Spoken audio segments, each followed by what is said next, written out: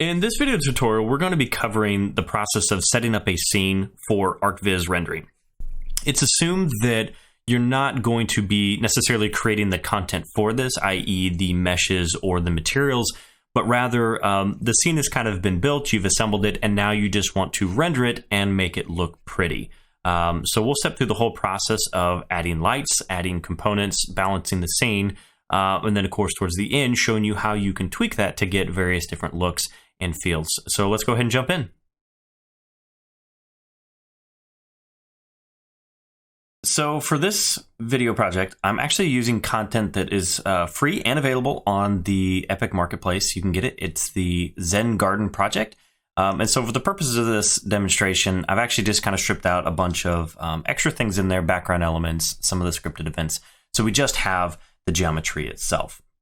Now, there's a couple things that I do want to make note of that if you are taking your own content in, that you should be aware of. So for example, if I take a look at this kind of platform deck looking thing, one of the things you'll want to check on your assets when you're importing them are your UVs. In particular, you're going to want to check UV channel 1. These are your light map UVs. You want to make sure that your assets have enough resolution in there to be able to support the light mass information. That's going to be all of your baked lighting. So another method to check if, in fact, you've got enough resolution or you don't have enough is you can go under here and you can go under, and so we'll check down. You've got optimization view modes, and we'll go to light map density. What this is going to show you is kind of a color gradation of how dense your assets are, in particular in their light mass UVs. So anything that's in the blue, they're considering to be good. Anything green as you start to approach higher and higher. It might be a little difficult to see in here, but there's some little red spots here, and those indicate that you probably have too high a resolution. Now, if you needed to change those, we'll open this guy back up again. I do cover another video where we'll go through all of these settings in case you're curious about some of the other ones. But for the purposes of this, if you're importing other meshes and you just need to change those light map UVs, you can go down here to light map resolution. So if we take this, say, from 512 and we take it down to like 256, you'll see that it will update in the viewport. So I'm going to go ahead and just take that back to where it was. But just know that when you open the asset, you want to check your light map resolution here. And again, the best recommendation is to have them within kind of the blue to green range. Blue is preferred. Okay, so I'm going to go ahead and switch back over here to our unlit mode so we can take a look. All right, so the first thing that we're going to want to set up is in our actual project settings. So I'm going to go up here and I'm going to go to Edit. I'm going to go to Project Settings. And there are a couple things that we want to change in here. In particular, I'm going to go down to the Rendering tab. I'm going to scroll down here to where we have the first thing here is this GPU, this G buffer format. And by default, you've got this, it's just default. And what we want to change it to is this high precision normals. And what that does is that actually encodes the normals as 16-bit format, which can give you a little bit higher fidelity, give you a lot more precision. So that's something that you may want to check. You can keep it at default, that's totally fine. But setting to high precision normals is actually going to help a little bit with that crispness and the normal details itself. And the last thing that we want to do is actually set our reflections capture size right up in here. So we've got reflection capture resolution. And if we bump this up to say like 256 or 512, what that's going to do is the reflection captures that are projected into the environment are going to be much higher quality. Now, granted, this does add a little bit more GPU memory to it, but as we kind of prefaced in the start, we're really going more for quality here. I'm going to bump this up to at least 256 just to double it, and that's it, and we'll close it. Next thing we want to do is to make sure that we're working in our cinematic mode. Again, that we're going for quality. We want to make sure that we're viewing the absolute best we can. So we'll go up to Settings, Engine Scalability, and just make sure we have it set at Cinematic. And that should be it. That should get all of our initial projects set up. Again, content sits in here. This video is not going to cover, actually creating the content for it. It's just assume that you've already assembled it, you've put it together. We just need to make it look pretty. So let's move on now to kind of adding our initial scene components. We want to add a few elements to our scene that will kind of serve as our basis. So I'm going to go ahead and switch back over to lit mode so we can kind of see what's going on here. So the first thing that I want to add is a post-processing volume. So I'll just drop this in the world here, and then I'm going to duplicate it. So you can right click, and we can do edit duplicate, or press Control W. Okay, now why are we doing two post-processing volumes? Well, the first one is what we're going to consider our neutralizer. So that's going to just remove all of the settings that we don't want. So we're just seeing the scene as it is with the lighting in its purest form. And the second one is actually what we're going to use to control any kind of vignetting, post-processing effects. So this is a great way to work, and I highly recommend it because by using your neutral one, you know you're getting the best values. You're not accidentally overblowing or underblowing your values. Lighting's not too rich. Your coloration is not off. And then after that, you can add all the effects you want to on top of it to really get that cinematic look and vibe that you want. Let's go ahead and start then with the first one. I'm just going to call this post-processing volume, and then we'll just name it neutral. And then here we're just going to go through the settings and just literally turn off everything that we don't need. So we'll check, make sure there's no custom settings, that there shouldn't be. White balance, fine. Global, we don't have anything. If we did have some values, so say for example in here we've got the saturation. Let's say that's something like this. This little yellow arrow will reset it to default. So that's what we just want to make sure is that any of these settings are set at default. Shadows are good, midtones are good, highlights, and of course miscellaneous, all that should be totally fine. Film, we're going to ignore. Mobile tone mapper, not worry about that. Chromatic aberration, we want to make sure that that is set at 0. Same thing with bloom, exposure, all these effects. So we'll go here for bloom. I'm just going to set this down to 0 just for right now. Again, to disable this. No dirt mask, shouldn't be anything in the camera settings. Exposure, we do want to change this instead of max brightness and min brightness. We're going to change those both to 1. Again, that's going to clamp our scene at just a flat value. So that way when we light it, we know it's a balanced lighting and we're not trying to overcompensate or undercompensate for any of the settings that are in here. Lens flare, same thing. We're going to take this down to 0. Image effects, vignette intensity, we're going to take this down to 0. Anything like that. And depth of field, we can leave depth of field on for right now. That's totally fine. Next thing in our rendering features, we'll go through, shouldn't be anything in our post-processing materials. Ambient Q map is fine. Ambient occlusion, we're going to go ahead and just take this down to 0 for right now. So we're not injecting any additional ambient occlusion, which would ultimately be your shadow artifacts in there. We just want to make sure we can see exactly what the lighting's doing. Global illumination is off. Motion blur, that's fine. We can leave that on. Light propagation volume, we'll leave that as is. Screen space reflections, we're going to actually just turn the quality up to 100 just to make sure. Now, something to note is that I don't know if they fixed this in subsequent builds of the engine, but the quality itself actually only goes up to about 70. You have to set it with a CVAR, so one of the engine variables, to be able to get 100. But we're going to set it to 100 anyways, just to have it there. So we've got that higher crispness and quality on our screen space reflections. And then miscellaneous, we'll just leave that as is. And that should be it. Okay, so then we'll go on to our next post-processing volume, and we'll just leave this off for right now. Oh, I'm sorry, actually one more setting. We'll jump back here. On both of these, we want to make sure that we have it set as unbound. So under the post-processing volume settings, we want to make sure that it's enabled and that it's infinite unbound. And what that does is that means that you can probably see here that if I'm outside of this post-processing volume, it doesn't do anything. But as soon as I move into it, it changes. So by setting the to unbound, it just sets it to an infinite size. And we'll do the same thing for this guy. We'll just make sure he's already set ahead of time and leave that there. All right, so that covers our post-processing volume. The next thing that we want to do is we want to actually add a, we'll go under lights, and we'll actually add a directional light. So we'll take this guy, and I'll just rotate him a little bit so we can kind of see the forms of things. We'll leave him as is. We'll actually come back here and change some of the parameters in him. We want to add a skylight as well. And then let's see the other things that we want to add. So I've already added this in the scene ahead of time, but it is this sky sphere, which we'll cover in there. It is simply just a cylinder that's scaled up extremely large with a kind of emissive material, sky sphere material. Again, we'll cover that in a second, but very, very simple. That's just what provides kind of our cloud and our backdrop. And then we'll also want to add a Lightmass importance volume, which I think I did already add it in here. Yeah, so there is one in here, but I'll show you guys where this is at. So we'll just go up here. We'll call Lightmass importance volume. And what this is going to be the volume in which your lighting is calculated. So it's very important If we kind of minimize this down here and we'll zoom out. With your light mass importance volume, you want to encase everything that you're going to be lighting. So in this situation, we want just the house. So I would take this light mass importance volume and we would scale it up. Change your scaling settings here to 0.25. You can go in here as well and you can type in your values over here. But the general idea here is that we want to encase everything inside of it. If you go a little bit bigger than that, that's totally fine. But again, we want to make sure that all of our content that we're wanting to bake lighting in is enclosed in this. So I'm just going to go ahead and delete that since we already have one set up. And then finally, the last thing that we're going to want to add are reflection captures. So if I type in reflection, we're going to have these sphere reflection capture.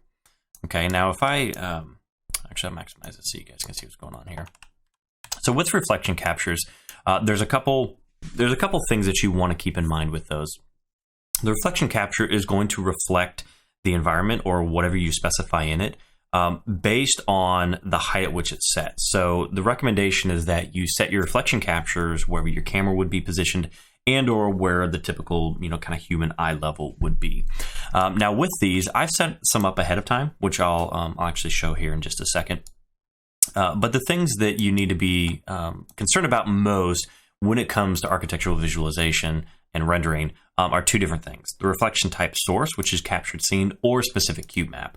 I recommend for this that you do the captured scene, which is going to capture whatever is inside this volume, which if we zoom out a little bit, you can kind of see this sphere that rotates around here.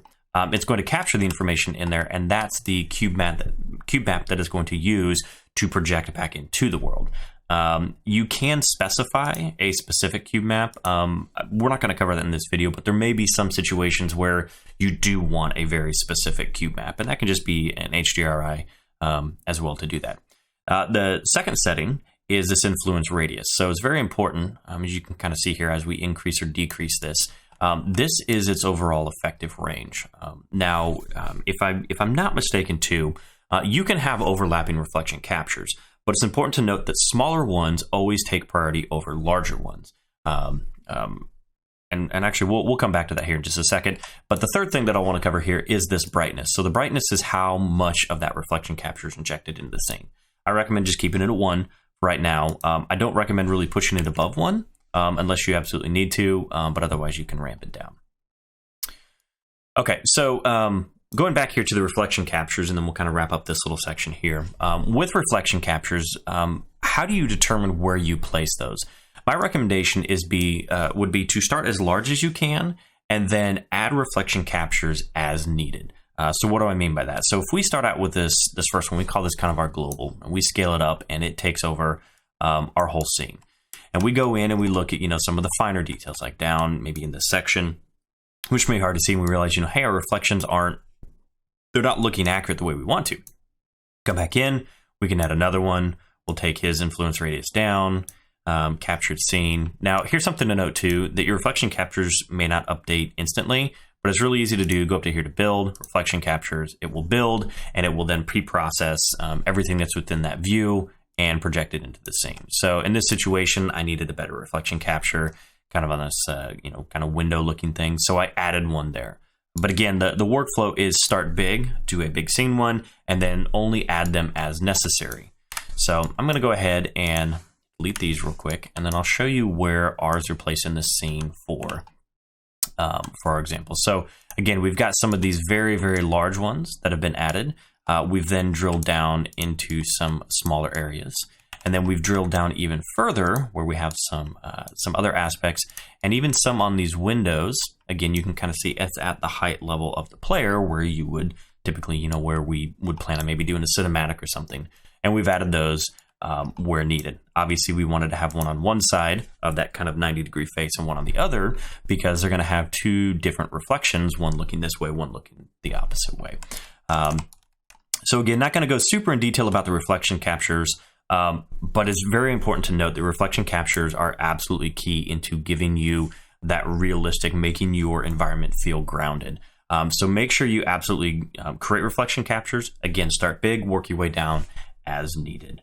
And that should cover everything that we need for our initial scene setup. So let's go ahead and move on now to actually customizing these things to make it look real, to get us our rich lighting, so on and so forth.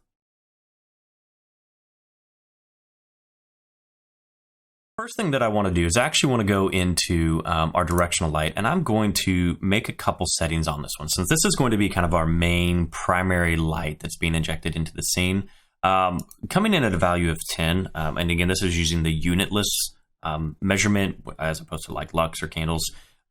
It's way too high, so I'm actually going to drop this down to about 2. You can determine where kind of the sweet spot is just by kind of looking at some of your reflection points, or points that are more directly lit by the sun, and determine if you need it less or more. But I recommend 2. Probably wouldn't go above 3.14. Again, fancy number if you've seen some of the previous videos. But that would be where I would start out at the start. So we'll just kind of set it at 2, and then again, I've got it down here, and we can kind of adjust it, give us a nice angle. But we'll readjust that angle to match kind of our cube map here in just a second. So what I'm going to do real quick is actually just turn it off so it's not affecting the world, because I want to move on now to our skylight. And this is the other thing that kind of gives you that nice, rich, kind of enveloping, subtle ambient lighting that occurs. And there's a couple things that we want to do here. Kind of like our reflection captures, we have the ability to use a captured scene, which the skylight's going to look at the environment and reproject it down into it, which is fine in some situations that work. But with ArchViz lighting, it's probably safe to say that you've got an environment that you're kind of basing this off of that you want to reproject into there. So with that, we're going to need an HDRI. Now, I've put a couple in here, but the one that I want to use is this kind of Venice sunset. I think it fits well. It kind of gives the theme of where this house is. Nothing special here other than the fact that you can go out. There's plenty of websites out there that have HDRIs that you can download. I recommend a 1K or 2K. You don't really need anything higher than that. And then simply just import it, and then make sure under your compression settings it's set at HDR. So this is the one that we're going to use. So instead of this SLS captured scene, I'm going to change this to SLS specific cube map. Again, this is in our skylight. I'm going to go ahead and drag this guy into our actual cube map. So there we go. Instantly, we're already getting a lot of the coloration that comes from this cube map, which is great. But if you noticed that the light direction is now coming from a totally different direction than what we had on our main light, which maybe be what we do or don't want. In this case, I do want to change it. Like, I want to have the lighting coming from the left. This is how I just want to frame the shot. So with it, you can do this cube map angle. So as I rotate this, it will change. And you can see kind of in the reflections here that we have like the sun. So I think this looks great. We'll keep it here. Here's the other thing as well, cube map resolution. This kind of goes back to our main rendering as a global when we changed in the settings, but I do want to bump this up because I want to have really nice quality reflections. Now, if we're doing a game, we probably wouldn't want to bump this up too high, but again, because we're doing more cinematics and stuff, I do want to bump this up. So I'm going to bump this up to 512. And there you go. You can see, even in this little reflection here on the window, the difference that it makes. So if I go back here, you can kind of see it's pixelated, it's granular. I could take this up to 256. Still granular, 512, and I think that looks good. We'll keep that there. And the last bit that we want to check is this intensity. So we can ramp this up or down, but I recommend on this one, because this HDR is fine out of the gate, that we'll just do an intensity of 1. And finally, the last thing that may come up in your renders, you may notice that your skylight, say for example, you've got a darker HDRI coming in, and it's not illuminating quite as much as you would like to. You can come in here in this indirect lighting intensity and actually bump this up. Bump it up to 2, bump it up to 4, bump it up to 8, whatever you want to. And what this will do is this will help during your baked lighting process to actually inject more of that light and that coloration into it without blowing out the light values itself. So you may have to check that and turn that on. Okay, and then finally, the last bit that we want to do is if we expand out kind of this little lower section here, we want to make sure that our lowest hemisphere is a solid color, which in this case, we want it to be black. The reason for that, if you notice these undershadows here, with the skylight, that if we didn't have it, it would actually kind of do this bounce lighting, which doesn't look very accurate. By default, this is on, but if you find that you're causing these weird bounce or kind of up lighting, just to make sure that this is checked, the lower hemisphere solid color, and that should be Should be good. Okay, so that does our skylight. And one thing that I actually want to jump back here is the other component of the sky, which is our actual sky environment. So the thing to take note here, again, from a geometry perspective, it's just a simple sphere. But the thing that you do want to make sure of is on this, we have, if I open this this material, this is just a kind of a sky sphere texture. So it's been sphericalized. I'm not going to cover here. You can create these yourself. You can download them. The point here is that this is a spherical one that's going to be projected into the world onto that sphere. What is important to take note of, though, is the way that this material is set up. So very, very simple here. Create a basic material. In that material, go into it and make sure shading model is checked to unlit. And then if you scroll down, what you want to make sure underneath this usage is used with static lighting. If this is unchecked, it'll just be visual. By checking use of static lighting, this is where that comes into play. So we've taken our texture in and we've simply multiplied it 1.5 as our emissive color. So it is now kind of illuminating the scene. If your material does not have used with static lighting checked, you're not going to get some of that information coming back into the scene. So again, very, very basic material. Check this, use of static lighting, plug in your sky sphere, texture, and apply it. So that should be kind of our ambient lighting with the skylight and that sky sphere. Those two things should cover everything. Okay, so that should be all of the basis that we need. Of course, we'll come back to this here as we start building to tweak some of these settings just to see how the lighting's coming out if we need to increase stuff. But we'll do that here in a second. The next thing we're going to move on to is actually setting our Lightmass settings. Okay, so the last bit when it comes to setting up your scene, which I think is very, very critical and very essential, is your actual Lightmass build settings.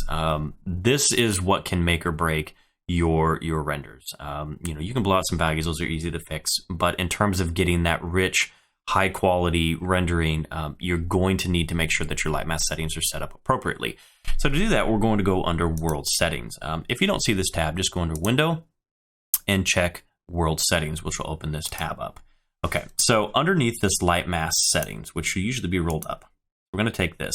The first thing that we want to change is the static lighting level scale. My recommendation is 0.3 to 0.5.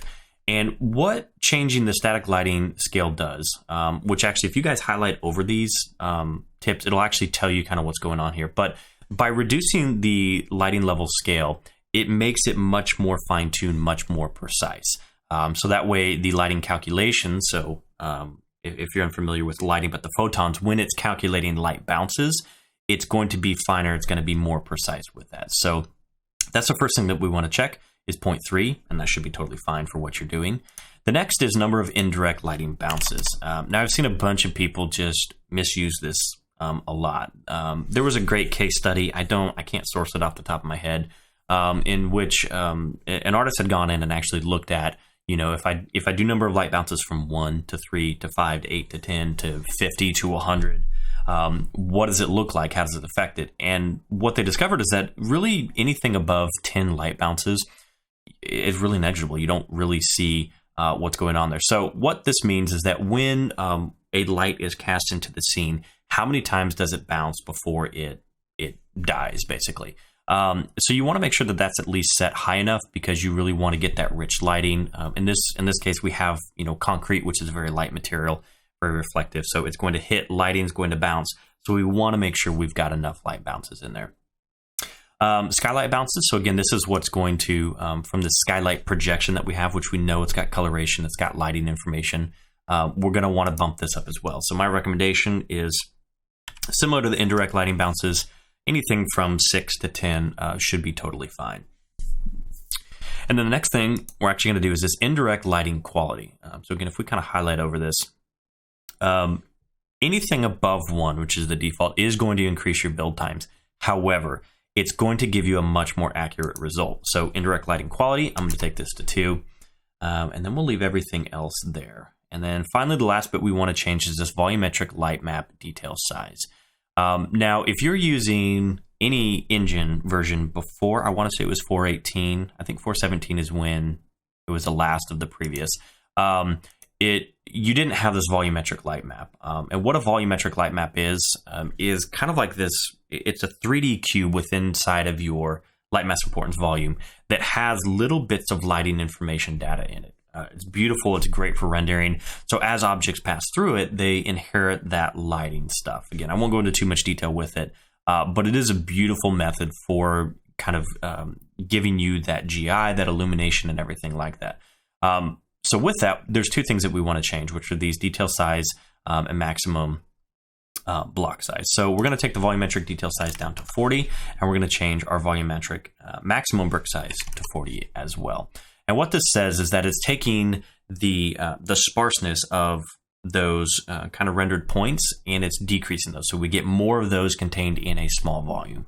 So that's just going to get us better, more accurate lighting. Again, this will increase a little bit of the build times, but that should absolutely be totally fine. Okay, so one thing that I want to jump back to is this kind of static lighting level scale, and explain something here that you guys want to be aware of. Is anytime that you set your lighting level scale below 1, it's going to introduce kind of splotchiness and things that may not look as pretty. So to combat this, one of the things that we need to do is essentially multiply this by our indirect lighting quality to always equal 1. So in this situation, so if I just get a calculator out real quick, so if we take our static lighting level scale 0.3 and we times it by indirect 1 quality, actually, this is bad math. Wow, this is pretty bad. So let's do this again. So take indirect lighting quality 2 divided by 0.3, or actually, I'm sorry, we're going to multiply. So 2 times 0.3.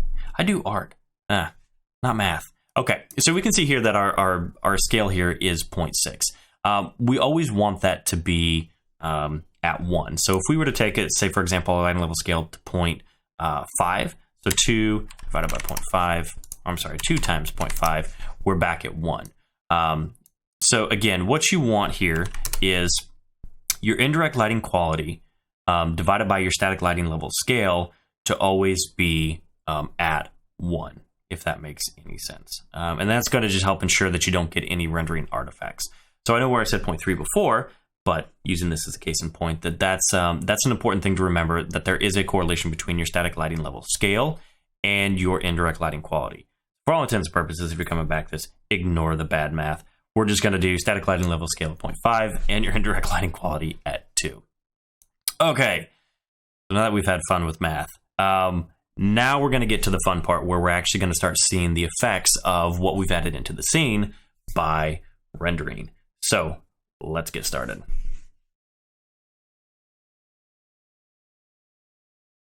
Our scene is now set up. We have our basic lights. We have our reflection captures. We have our sky sphere. We've got our sky light. Everything that we need to kind of start this process of rendering. But what I want to make note of is that as you're going through this, there's really only a couple things that you need to change in order to give you the appropriate lighting. And those two things are the skylight and your directional light. If you're having issues with, say, like some of the reflection captures projecting too much light, easy enough, go in there, just decrease the brightness of it. If your sky sphere material, say, for example, is just really getting too much light into the level, just simply go into the material and reduce the emissive amount in there. But for the most part, just the assumption that everything is set up appropriately, the two things we're going to change are the directional light and the skylight. In particular, with the skylight, we're going to increase or decrease the intensity. And with our directional light, same thing with increasing the intensity as well. So I'm going to go ahead and press G to go into game mode. And I'm just going to frame this up a little bit so we can kind of have a good idea what's happening here. And then we're going to go up here into build. And instead of clicking build, I'm going to click this drop down. And what I want to do is I want to start out in preview mode. My recommendation, preview mode is the fastest. It's not the most accurate, but it is quick. Definitely stay in preview mode as long as you can before you're ready to render, because otherwise if you start a production or even high, your build times are going to be substantially longer, which could be pretty bad. So we're going to head and make sure that our lighting quality is set at preview. Now, when you click build, just to make sure you guys understand this, when you click build, it actually goes down through that entire list and does everything that's in there. which is fine. I mean, we don't have paths for navigation. We don't have HLODs in this. We don't have texture streaming. So we could click that. However, if you're just doing lighting and nothing else, my recommendation would be first step is build reflection captures. So all of those are now built. We don't really have to build those again. And then we're going to go through and build lighting only. So again, we'll check Mixture Preview and let's do build lighting only.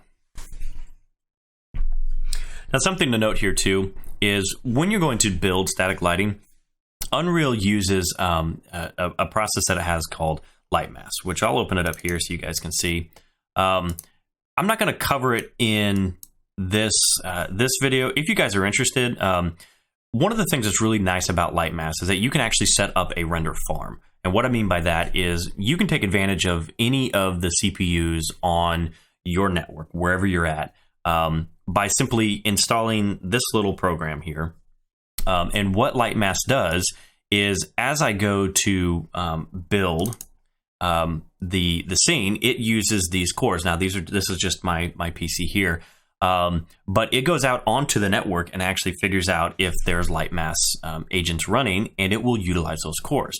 So, so if you're in a production house and you're starting to do ArchViz and you're finding that some of these scenes are taking, 20 minutes, 30 minutes to render, even upwards of hours, Lightmass is beautiful because you can grab any computer, doesn't matter what it is, and take advantage of its CPU cores to help you render that lighting stuff. So, like I said, I'm not going to cover it in here, but if you guys are interested, let me know in the comment section. I'll look through that, and I can even go through and show you guys how to kind of set up your own kind of rendering farm at home to take advantage of that and help speed up your rendering process. But that's just something to take note of, that is the application that Unreal uses to generate all of its lighting stuff. So, all right, so let's jump back in now to looking at our stuff. So overall, not too bad. I mean, it's still a little dark, so we're probably going to want to go through and increase some stuff. So I'm going to start with my skylight here, and I'm actually going to bump this up to, let's say 2, and let's just see what happens. So I'm going to click build again, and we'll just let it go. And again, we're set on preview quality here too. So some of the contact shadows aren't going to be as accurate, but it is giving us a good kind of general idea of what the lighting is doing and what we would need to change in the scene. We'll let it encode, and then let's see what happens. So, all right, so not too bad. Obviously, a little more blown out than what we were wanting. You can kind of see that it's actually projecting a lot more light into it than probably what we want. So I'm going to go back to our skylight. I'm going to change this instead of 2. Let's go 1.25.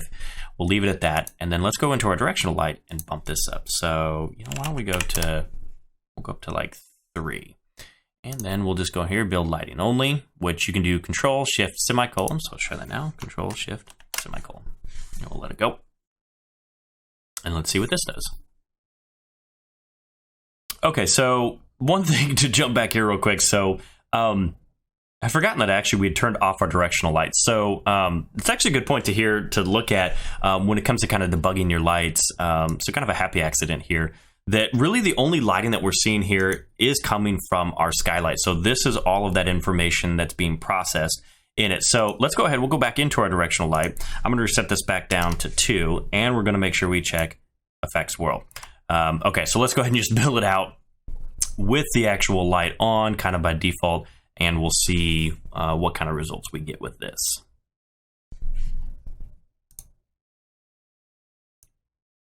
All right, there we go. So now we're getting our contact shadows. Everything's looking much, much better. Again, still probably a little dark, so I'll go back into my directional light, and I'll bump this up to maybe like 3, maybe 3.5. We'll keep our skylight as is because I like how that's kind of looking. And we'll build one more time. All right, there we go. So the process after this would be, the lighting itself looks pretty decent. It's obviously not the greatest, but we can tweak that. But this at least gives us a good starting point to go through. So if we kind of, go through the level and we'll see, okay, well, this isn't bad. We definitely got some dark pockets here that we may want to increase. Kind of looking, we got our highlights as well, so this isn't blown out. So for the most part, it's fairly good. It's fairly neutral. Now, you could stay with this, and we could adjust it kind of a couple ways. So let's go into now kind of the adjustment aspects and what we can change.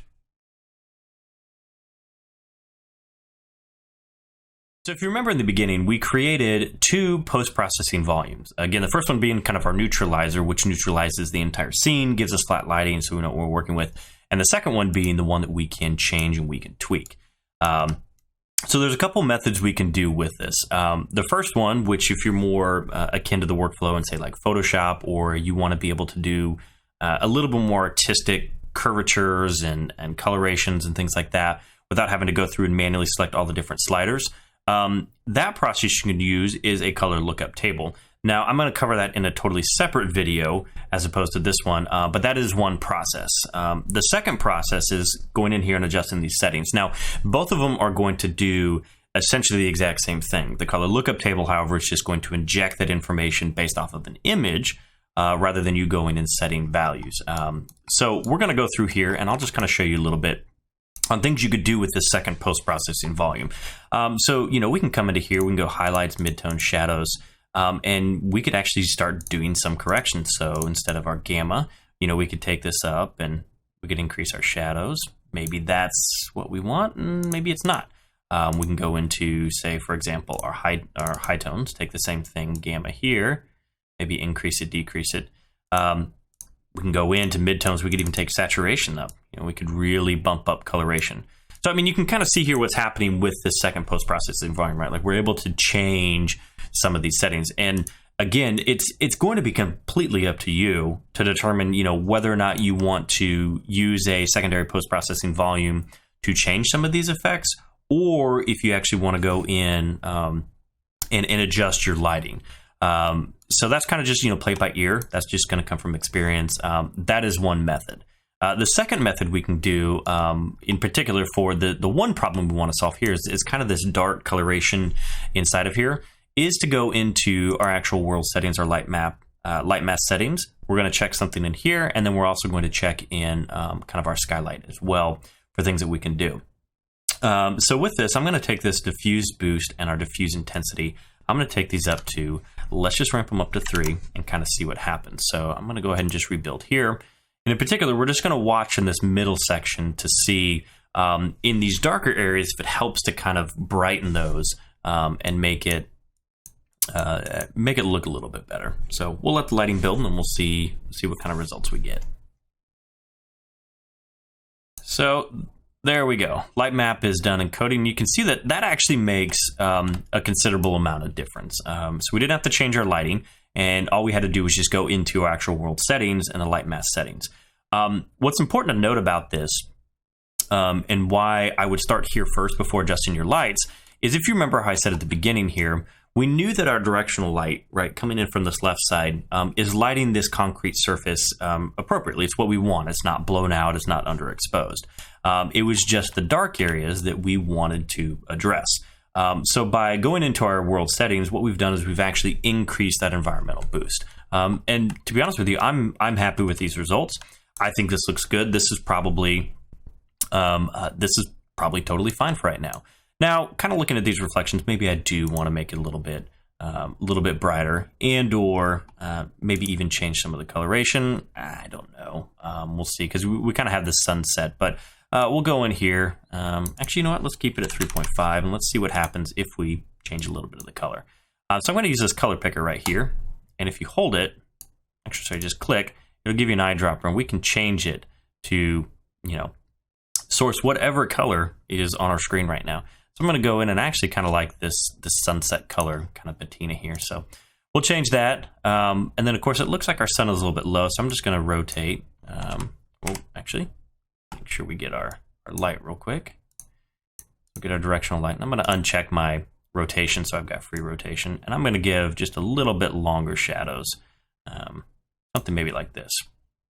Okay, so we've done some coloration in it. We've got our intensity. Let's go ahead and build, and let's just see what we get. Okay, very good. So we've got a little bit of the coloration.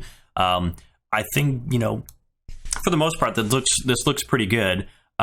it's at this point now that you would determine whether or not it's ready to go for the higher quality renderings. So there's a couple things that you really want to check with this. Again, if you remember, under our build settings, our quality is set at preview right now, so we're not getting the best results, but we're getting enough information to tell us if when we go bake it out at a higher level, we do. So these are the couple things that you want to look for. So again, first things first is your highlights, right? We don't want to look for really overexposed, really blown out. Now on this ledge here, it is brighter because it's actually got a metallic value, so it's reflecting the environment. But on this kind of neutral surface here, it looks actually pretty good. We could go a little bit brighter if we wanted to, but in this case, I'm actually happy with where that looks. The next thing is checking our shadows.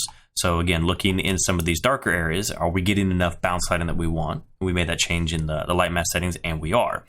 We'll look at some of the mid-tones. So if I go down kind of in this area, which is, neither, fully shaded or fully lit, and I would say that for the most part, this is fairly well balanced, and it's good. So the quick check tells me from my highs, my mid values, and my shadows, everything should bake appropriately. The last bit that I want to check here is kind of this contact area. Now this may be a little difficult to see, probably easier back here. But if you notice that there's kind of this nice soft shadow that's occurring based on the occlusion of this pole, but it's still kind of getting lit. That's perfect.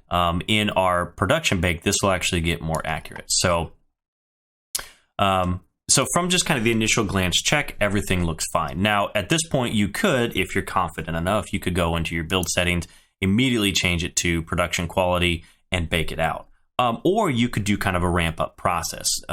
The big difference here to take note is that between preview and medium, your build times do get much longer. Again, preview being the fastest that you can do. So with medium, you're getting more accuracy, but it is going to take a little bit longer. From medium to high, it's not nearly as big of a jump as from preview to medium. Now from high to production, you're absolutely going to see more time in there. So my recommendation is build on preview. If you want to do another iterative build on medium. If all looks well, jump to production, just skip high. But for this case, I'm actually going to take, I'm just going to take it right up to production, and we're going to build it. I'll time it so we can know exactly how long it's going to take, but let's go ahead and just kick it off, and then we'll come right back and we'll actually look at our results.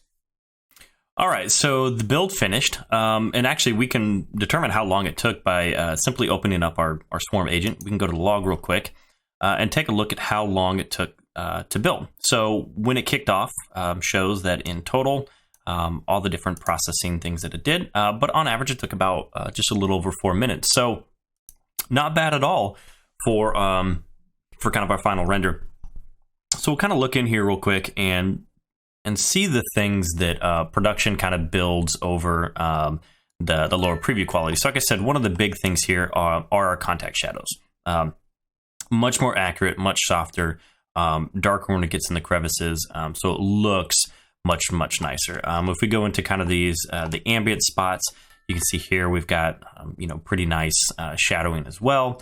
And then of course, if we go onto the building, we've got these really nice reflections where kind of these walls intersect. We're getting that gray bounce off of it. We're also getting the coloration from the sky. So much more accurate than over just our preview stuff. But again, hopefully that shows you the difference in what to spot when you're looking at preview stuff and what you're not going to get because of the speed, but then what you can expect or at least hope to expect in the production build of it. At this point, to kind of wrap up everything, to kind of help you guys understand where you would go from here. So you've got the architectural data, right? Your chances are you're probably not looking at tweaking that necessarily or the materials with it. You're just really looking to render it so it's a beautiful showcase. So really the only things that you need to be concerned about when it comes to the environment, the first thing would be your sky. This is as simple as going in and importing a new spherical texture map. Change that out and that will be your backdrop. The second thing would be the actual skylight itself. Right, if you remember, we're kind of using this sunset Venice Beach kind of sunset as it's going down to kind of project some of the coloration, and then the environment that's going to be reflected. You can go in and change this out. Again, if you bring in another HDRI that's too bright, you just adjust the intensity of your sky light. If it's too dark, you just brighten it up. And what I recommend too is disable your directional light. So you can simply just do uncheck effects world, bake your lighting out again real quick with the new HDRI cube map, see if you're getting the right brightness, right coloration, and then go on to your directional light. With the directional light, same thing. The intensity is really all you're mostly concerned about here, because we can change some of the other stuff in our world settings. But with that, you can change your color. Again, if you click the picker and go around in here, you can source the color, from the actual environment itself. We'll reset it. There we go. And then just adjust the intensity as needed. And the last final bit is to really make sure in your world settings, again, for the most part, all of these will be set up ahead of time using the settings we had. But if you're finding that, especially in some of like the darker, more occluded areas, like we had kind of in this section here, if it's too dark, that's where we can go in here and just bump up the environment intensity, diffuse boost, and raise that up. But for the most part, that should give you a really good starting point for ArchViz to be able to get really nice, rich looking details. And the last bit, I know I said last bit before, but I don't want to forget, I've forgotten to discover this before, but in this situation, we're obviously rendering the outside. But what happens if you've got internal spaces or windows? That's very easily rectified by, if you go up here into kind of the browser window and you go and type in Lightmass, and there's a Lightmass portal. If you drop this portal, we'll unactivate game mode. This is kind of a cube representation, and what you want to do with this is you want to scale that cube to encompass your windows. And what that's going to do is when Lightmass goes to bake your lighting, it's going to assume that that is a portal, i.e. a hole in the wall, and it will pass the light through it. So if you're running some internal spaces, you can follow the exact same process that we just did. More than likely your HDRI will be an internal scene, so it'll look like the inside of a house. And you'll set these portals up, and so when your directional light, whatever the direction the light is actually coming from, which in this case, right from left to right, it would pass through that, it would light your floors, bounce, and do everything else. So again, if you're doing internal scenes, you're going to want to make sure that you've got this Lightmass portal.